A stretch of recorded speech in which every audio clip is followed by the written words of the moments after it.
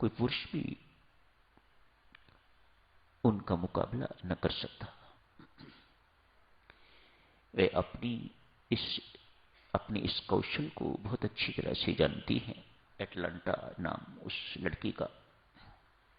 बहुत तेज भागती है। शर्त रखी, जो पुरुष मुझे हराएगा, जो मेरे से अधिक तेज दौड़ने वाला होगा, मैं उससे विवाह करूंगी। मेरी सारी संपत्ति का वह मालिक हो जाएगा, मेरा भी मालिक हो जाएगा और मेरी सारी संपत्ति का भी मालिक हो जाएगा। इन लोगों को बहुत पैसे मिलते हैं। एक रेस जीती तो एथलीट्स को, क्रिकेटर्स को इत्यादि, इनको बहुत अमीर लोग होते हैं, बहुत पैसे मिलते हैं। बहुत से युवकों ने कोशिश की, लेकिन एटलांटा को हराया ना जा सका। कहीं आगे निकल जाती वो। युवक पीछे ही रह जाते, ये बहुत आगे निकल जाती। वेरी फास्ट रेसर, बहुत तेज दौड़ने वाली महिला। किसी ने एक युक्ति सोची और अपने आप को ऑफर किया कि मैं रेस लगाऊंगा। रेस शुरू हुई। ये बहुत आगे निकल गई। युवक बेचारा पीछे है। इसने क्या किया हुआ था, कोई 50 मीटर चल के तो आगे कुछ स्वर्ण की मुद्राएं रखी हुई थी। ऐसे लोग लोभी भी होते हैं, कौन नहीं होगा। इनका आकर्षण किसको नहीं। वो मुद्राएं इकट्ठी करने के लिए बैठ गई। देखा वे बहुत पीछे है, जब तक ये आएगा तब तक मैं और आगे निकल जाऊंगी। इकट्ठी की, जहां कहीं भी डालनी थी, जेब इत्यादि जो कुछ भी होता है उसमें डाली।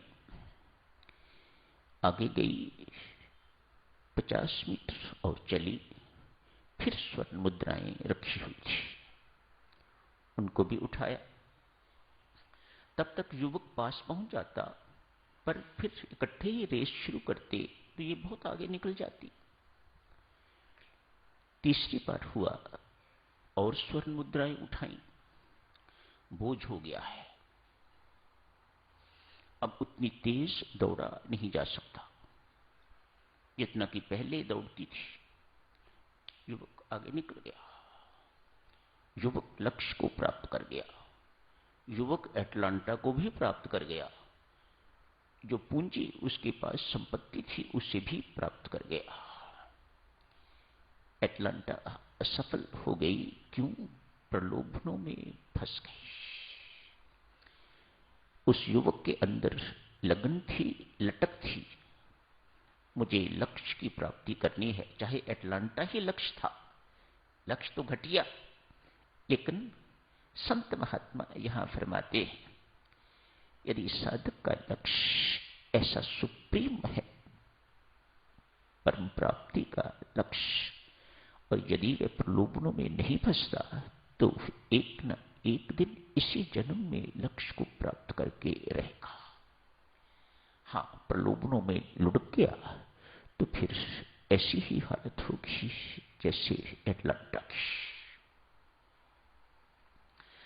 स्वामी रामतीर्थ देवियों सज्जनों एक बहुत सुंदर अपने ही जीवन की घटना सुनाया करते।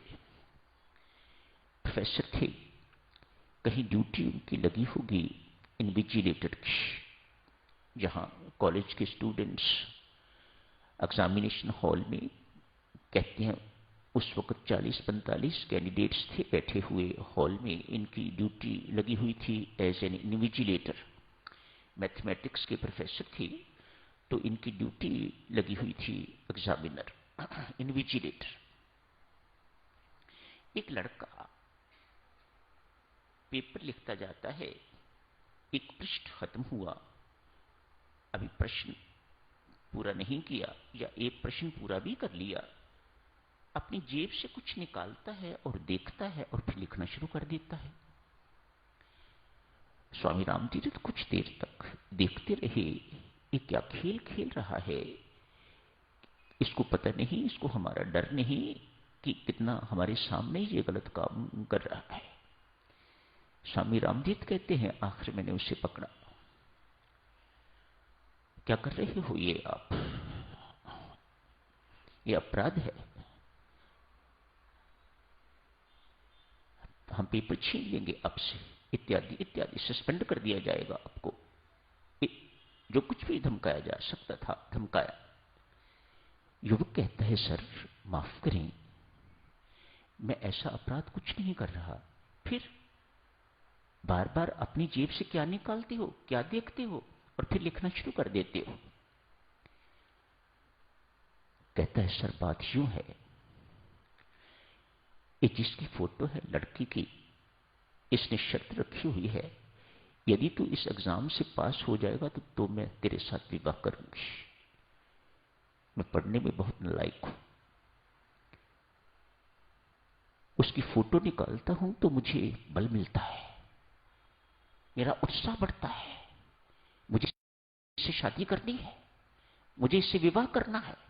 यदि मैं फेल ना हुआ तो ये लड़की मेरे से शादी नहीं करेगी और मैं हर हालत में इसी से मुझे शादी करनी है। स्वामी रामतीर्थ ये अपनी जीवंत घटना सुनाने के बाद कहते हैं, लक्ष्य प्राप्ति की ऐसी ही लगन यदि किसी साधक को लग जाए तो वह अपने लक्ष्य को परमपिता परमात्मा की प्राप्ति करके रहेगा, बशर्ते किसी प्रलोभन में वह फंसता नहीं है। तो यही समाप्त करने की इजाजत दीजिएगा। धन्यवाद।